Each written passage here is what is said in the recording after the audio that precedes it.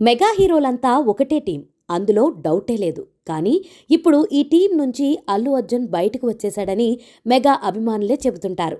చిరంజీవి, పవన్ కళ్యాణ్ అభిమానుల్లో చాలామంది అల్లు అర్జున్ని టార్గెట్ చేస్తుంటారు. బన్నీ ఫ్యాన్స్ కూడా అంతే. అల్లు అర్జున్ వ్యవహార శైలి కూడా అందుకు ఊతమిస్తుంటుంది. మెగా ఫ్యాన్స్ని కాస్త తన వరకు అల్లు అర్జున్ ఆర్మీగా మార్చేసుకున్నాడు. నంద్యాల ఎలక్షన్ క్యాంపెయినింగ్ వేరే వ్యవహారం.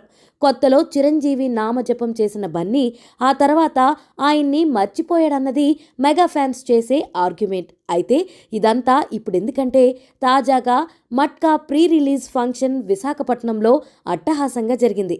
అక్కడ వరుణ్ తేజ్ స్పీచ్ అల్లు అర్జున్ హేటర్స్కు బాగా కిక్కిచ్చింది. ఎవరైనా సరే ఎవరి వల్ల ఎదిగామో వాళ్ళని మర్చిపోకూడదు.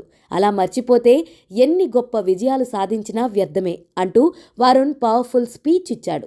పెదనాన్న, బాబాయ్, అన్నయ్యలను ప్రతి వేదికపై గుర్తు చేసుకుంటూనే ఉంటానని, ఎవరు ఎన్ని అనుకున్నా ఇంట్లో వాళ్ల పేర్లు ఎక్కువగా చెప్తావేంటి అని అడిగినా తాను పద్ధతి మార్చుకోనని, వాళ్ల వల్లే వృద్ధిలోకి వచ్చానని గుర్తు చేసుకున్నాడు. నిజానికి వరుణ్ వివాదాల్లో తలదూర్చే మనిషి కాదు. తన గురించి కానీ తన సినిమా గురించి కానీ ఎక్కువగా మాట్లాడుకోడు. కానీ ఈ వేదికపై ఇలాంటి వ్యాఖ్యలు చేయడం ఆశ్చర్యాన్ని కలిగించింది. నంద్యాల ప్రచారానికి బన్నీ వెళ్ళినప్పుడు నాగబాబు తన కోపాన్ని, అసహనాన్ని దాదాపుగా బహిరంగంగానే వ్యక్తపరిచారు.